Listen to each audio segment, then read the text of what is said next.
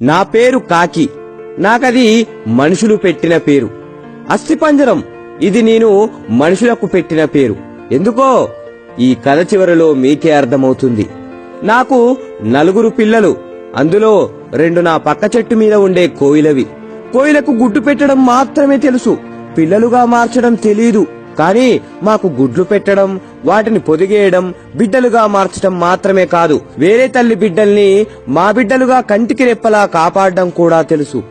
ఆ రోజు ఆదివారం, జోరున వాన, బంగాళాఖాతంలో వాయుగుండమంట. ఎవరో 2 చెట్టు కింద మాట్లాడుకుంటుంటే విన్నాను. పిల్లలేమో ఆకలి అంటున్నాయి. కర్మ కాకపోతే ఈ రోజే చెత్తకుండిలో డ్రైనేజ్లో ఏమీ దొరకని పరిస్థితి. ఒక పక్క పిల్లల్ని చూస్తుంటే కడుపు తరుక్కుపోతుంది. మనసుకు దెబ్బ తగిలితే ఓర్చుకోలేని శక్తి మన శరీరానికి ఉండొచ్చేమో గాని మనం ప్రేమించే వాళ్ళకి దెబ్బ తగిలితే ఓర్చుకునే శక్తి మన మనసుకు ఉండదు కదా. అందుకే వాటి కోసం ఏమైనా తేవడానికి గాల్లోకి ఎగిరాను. ఎదురుగాలికి ఎగరలేక రెక్కలు అలసిపోతున్నాయి. ఆకలి కేకలేస్తున్న పిల్లల పరిస్థితి ఏంటి అనే ఆలోచనలు పెరిగిపోతున్నాయి. వాన చినుకులు విసిరిన రాళ్లలా శరీరానికి తూట్లు పెడుతున్నాయి. కాసేపు అలసట తీర్చుకుందామని ఒక ఇంటి ముందున్న మామిడి చెట్టు మీద వాలాను. సరిగ్గా సమయం మధ్యాహ్నం 12:45. నా అదృష్టం కొద్దీ అప్పుడే ఆ ఇంట్లో భోజనానికి కూర్చున్నారు. వాళ్ళు తినేదాకా ఉంటే కనీసం 4 మెతుకులైనా చేతులు కడిగేసిన కంచాల్లో దొరక్కపోవా అని నా ఆశ. ముందు పచ్చడి, తర్వాత కూర, ఆ తర్వాత సాంబారు, చివరిగా పెరుగు. ఇది వాళ్ళ మెను. మొత్తం 4. ఒకతను మాత్రం ముసలివాడు, ఒక 70 ఏళ్ల వరకు ఉంటాయి. పాపం అతని కంచంలో మాత్రం అన్నం, ఎర్రటి రంగులో మామిడి పచ్చడి. అమ్మా, తాతయ్య కూరేయచ్చుగా అని పెద్దాయన పక్కనున్న చిన్నపిల్లాడు అన్నాడు. వాడలా అనగానే ఆ పిల్లాడికి ఎదురుగా ఉన్న వాళ్ళ అమ్మ, ఏంట్రా వేసేది, నోరు మూసుకొని తిను, తిండి పెట్టడమే ఎక్కువ. దేవుడు కొంతమందిని తీసుకోపోకుండా భూమికి భారంగా ఎందుకు ఉంచుతాడో అర్థం కాదు. కూరలు కావాలంట, కూరలు ఎక్కడ్నుంచొస్తాయి అని అంది కళ్ళు పెద్దవి చేస్తూ.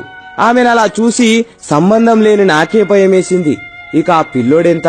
అక్కడంతా జరుగుతున్నా ఆ పిల్లాడి నాన్న మాత్రం ఏమీ పట్టనట్టు, ఏవే ఇంకొంచెం సాంబారు పోయి అని పోయించుకొని తింటున్నాడు. వాడు అచ్చం బురదలో పడుకునే పందికి ముందు 2 కాళ్ళు తీసేసి చేతులు పెడితే ఎలా ఉంటాడో సరిగ్గా అలానే ఉన్నాడు. పాపం వాడి ముఖాన్ని వాడు రోజు అద్దంలో ఎలా చూసుకుంటున్నాడో.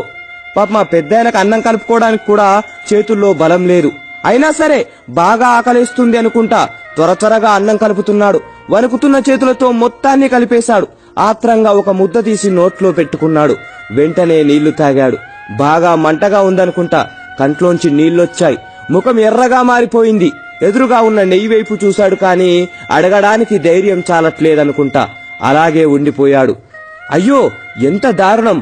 పాపం పెద్దాయన. వాళ్ళు తినడం అయిపోయింది. అందరూ లేచారు. ఆ పెద్దాయన కూడా చెంబులో నీళ్లు మొత్తం తాగేసి లేచి బయటకు వచ్చి చుట్టూ చూశాడు. అప్పుడు ఆయనకు నేను కనబడ్డాను. నా దగ్గరికి వచ్చి నా ముందు ఆ అన్నం పడేశాడు. ఒక్క క్షణం నా కంట్లో నీళ్లు తిరిగాయి. పెద్దాయనా, నీ ఆకలి తీరకపోయినా నా ఆకలి తీరుస్తున్నావు.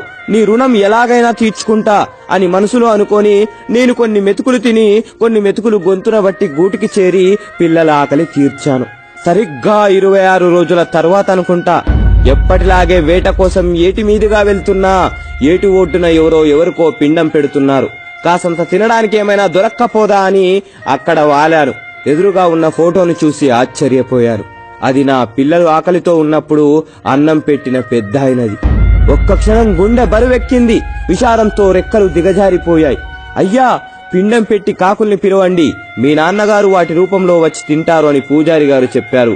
ఒక పెద్ద కంచాన్ని పెద్దాయన కొడిక్కిస్తూ, ఆ కంచాన్ని చూడగానే నా ఆశ్చర్యం ఆకాశాన్నంటింది.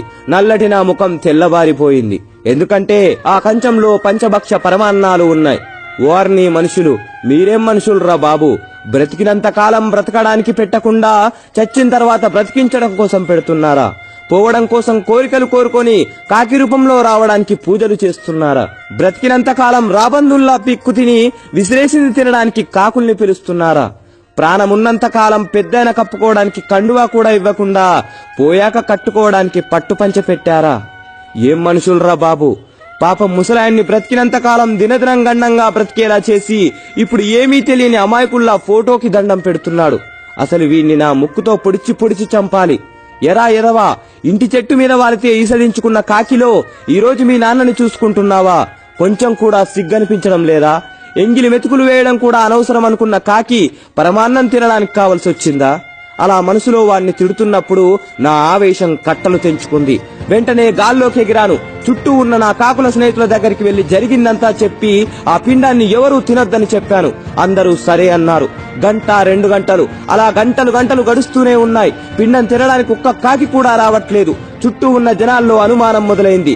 బ్రతికినంత కాలం ఆయన్ని బాగా చూసుకోలేదేమో, అందుకే ఇప్పుడు తినడానికి రావట్లేదు అని ఒకడు, ఉన్నన్ని రోజులు బాధ పెట్టుంటారు అందుకే ఆయన రావట్లేదని ఇంకొకరు, నేను రోజు చూసేవాణ్ణి అన్నం కూడా సరిగ్గా పెట్టేవాళ్ళు కాదు అందుకే ఇప్పుడు రావట్లేదని మరొకరు మాట్లాడుకోవడం మొదలు పెట్టారు. అవి విని ఫోటో ముందు కూర్చున్న ముసలాయన కొడుక్కి తల తీసేసినట్టయింది. అలా ఉండిపోయాడు. కనీసం తన బాధ చెప్పుకోలేని పరిస్థితి. పరువు పోయినట్టు, ఏదో కోల్పోయినట్టు, బ్రతికున్నా చచ్చిపోయినట్టు అనిపిస్తుంది అతనికి. నా బిడ్డల ఆకలి తీర్చినందుకు ఆ పెద్దాయన రుణం ఇలా తీర్చుకున్నాను. ఈ రోజు ఒక మంచి పని చేశా అనిపించి గర్వంగా గాల్లోకి ఎగిరాను. మనిషి వింటున్నావా? నీకే చెప్పేది. సెంటు పీలిస్తే మంచి వాసన వస్తుందని, తాగితే బలం వస్తుందనుకోవడం అమాయకత్వం. అలాగే డబ్బు అవసరం తీర్చే వస్తువులనిచ్చిందని ప్రేమించే మనుషుల్ని కూడా ఇస్తుందనుకోవడం మూర్ఖత్వం. అయినా ప్రేమ ఇవ్వడానికి మనకు లేనప్పుడు ప్రేమను తీసుకోవడానికి హక్కెలా పొందుతావు? ఒక మనిషి గొప్పతనాన్ని అతను చేసిన పనులను బట్టో మంచిని బట్టో కాకుండా అతనుకున్న డబ్బును బట్టి నిర్ణయించే సమాజంలో బతుకుతున్నావు మనిషి. త్వరగా బయటపడు. చివరి మాట, కొన్ని కాకులు శరీరం నలుపవచ్చు కానీ మనసు మాత్రం తెలుపు. ఈ మాట కాకుల కంటే మనుషులకే ఎక్కువ వర్తిస్తుంది. జై హింద్.